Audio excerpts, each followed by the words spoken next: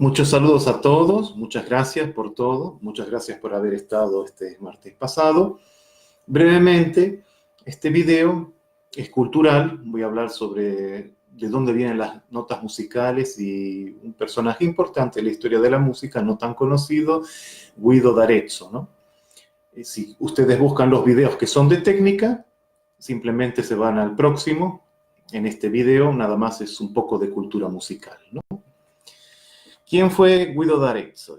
Guido de Arezzo, Guido d'Arezzo, también llamado Guido Arentino, Guido Arentinus, Guido Mónaco también, el monje Guido.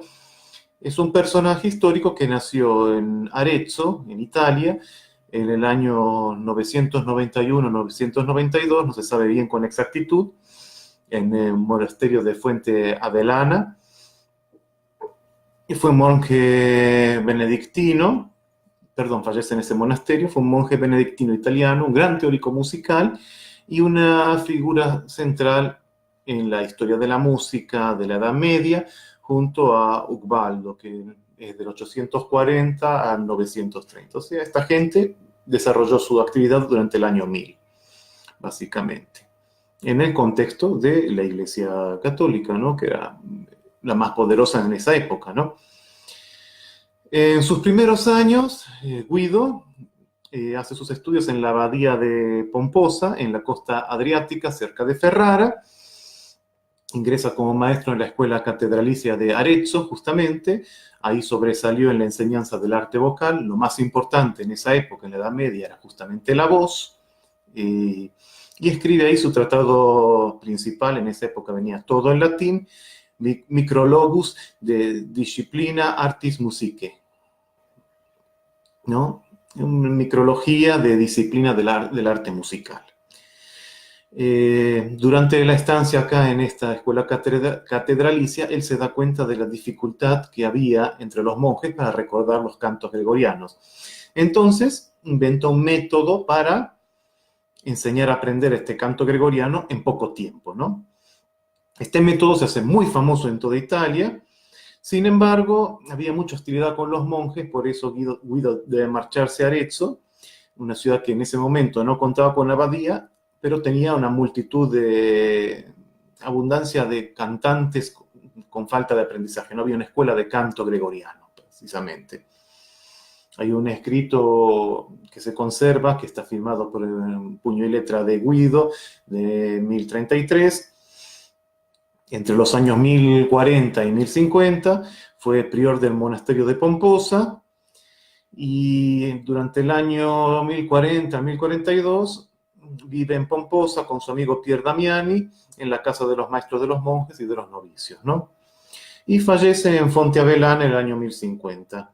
Algunas crónicas afirman que Guido fue beatificado inmediatamente después de su muerte, pero no existe una prueba, no hay certeza de ello, no hay una documentación oficial que pueda decir que en su momento Guido fue beatificado después de su muerte.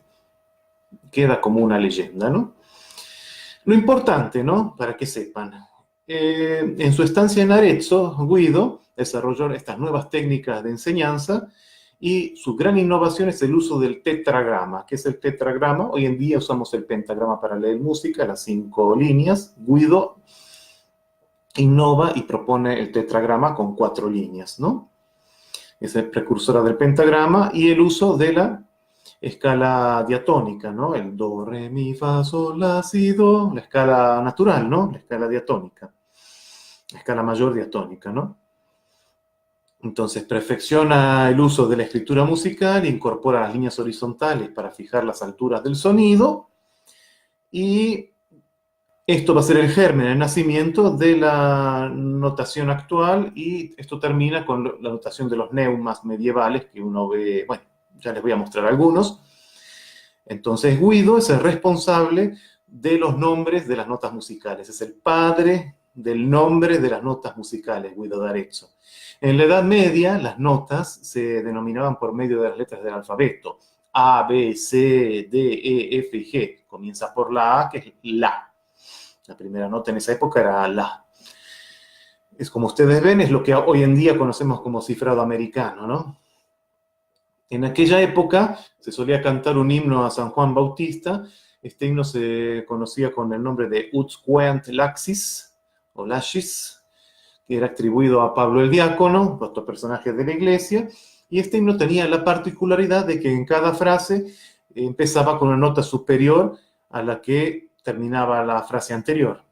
Entonces, Guido empleó la primera nota de cada frase, de cada verso, para identificar las notas con las que se entonaba. O sea, de ahí salió el do, re, mi, fa, sol, la, si, do. ¿Cómo es esto? La primera, voy a leerles acá, esperen que me fijo, el texto en latín y la traducción, ¿no?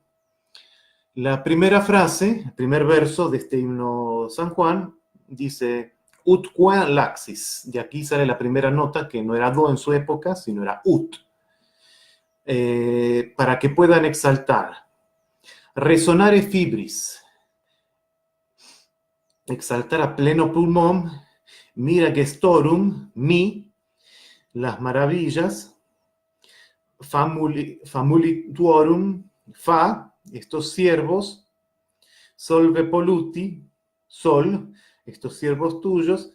Labi reatum, la, perdona la falta de nuestros labios impuros. Sancte Johannes, S.I., Sant Juan, ¿no? Labios impuros de San Juan, ¿no? Y con esto hay una mano guidoniana que es para acordarse de las notas y las alturas. Está muy bueno, ¿no? Este sistema se llamó solmización, en latín solmizatio, ¿no? Y posteriormente es lo que vamos a conocer nosotros como el famoso solfeo, ¿no? En el siglo XVII, Giovanni Battista Doni sustituye la nota ut por do, por esta sílaba se adaptaba mejor al canto, y en honor a Dios nuestro Señor, Dominus, el Señor, ¿no? Y al final del siglo XVI, Anselmo de Flandes introduce la séptima nota, el si, Sancte Johannes, ¿ves? Que son las primeras letras de San Juan, Sanctes Johannes. Los países donde no llegaban los músicos italianos y latinos, bueno, se seguía con el mismo sistema de las letras del alfabeto, específicamente en Alemania y los países escandinavos, ¿no? Probablemente este método está basado, el de Guido, en lo que empleaba en Pomposa, ¿no? Sin embargo, la obra, el antifonario no se conserva, lamentablemente se perdió, pero su obra Micrologus está escrita en la Catedral de Arezzo y esa sí se conserva y está ahí, ¿no? Y a él se le atribuye también la mano guidoniana. Van a preguntar, ¿qué es esto de la mano guidoniana? A ver si acá le saco una foto y se las muestro en el teléfono. Creo que ahí se ve bien. Esta es la mano guidoniana. ¿Qué era la mano guidoniana? Es un sistema que era usado para ayudar a los músicos medievales a cantar, ¿no? A aprender. Aparece en varios manuscritos y es una mano que ayuda a encontrar los semitonos en la época, ¿no? Es un aprendizaje del hexacordo. ¿El hexacordo por qué? Porque la escala normal tenía 6 notas nada más en esa época. Después se agrega el si, como acabo de decir, ¿no? Cada porción de la mano corresponde a una nota específica con una tesitura de 3 octavas, desde ut, o sea, do, la grama, gamma ut, porque esto viene de griego, de la notación griega, ¿no? Hasta el la, en otras palabras, sol inferior, clave de fa, bueno, etcétera, etcétera, no nos compliquemos, ¿no? Básicamente eso es lo más importante contribución que hizo este personaje, este monje benedictino Guido de Arezzo a la cultura musical, y a la notación musical, mejor dicho, a la teoría musical. El Papa Juan XIX invitó a Guido a Roma en el año, se piensa que habrá sido en el año 1028, pero lamentablemente Guido, cuentan las crónicas que estaba enfermo, entonces debió regresar a Arezzo por sus problemas de salud, ¿no? No hay datos posteriores, excepto que el antifonario perdido, escrito por Guido, se terminó en el año 1030, ¿no? Entonces, lo que se conserva básicamente el Micrologus, porque fue el tratado musical de la época con más difusión en el mundo conocido, en el mundo occidental conocido en la época. Era o la de Guido de Arezzo o la de otro personaje que se llamaba Boecio, ¿no? Muy interesante. Y este es el germen de nuestro actual sistema musical,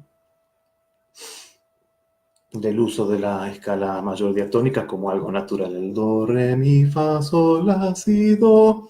Básicamente, de ahí viene, ¿no? Así que si alguien les pregunta el origen de las notas musicales, ya les pueden contestar, ¿no? El origen de las notas musicales está en un himno medieval a San Juan, que cada primera frase dio origen a las notas, cada primera sílaba de los versos dio origen a las notas, y esto se le ocurrió a un señor, a un monje benedictino de la época, llamado Guido d'Arezzo, el cual inventó una mano que era para enseñarle a los cantantes las alturas de las notas. Y en esa época lo que estaba de moda, lo oficial, era el canto gregoriano. Bueno, sin más, este pequeño resumen era para un poquito de cultura musical, para explicarles de dónde viene el origen de las notas musicales. Por si alguien les pregunta, no los tomen desprevenidos, ¿no? Muchísimas gracias y tengan una excelente jornada.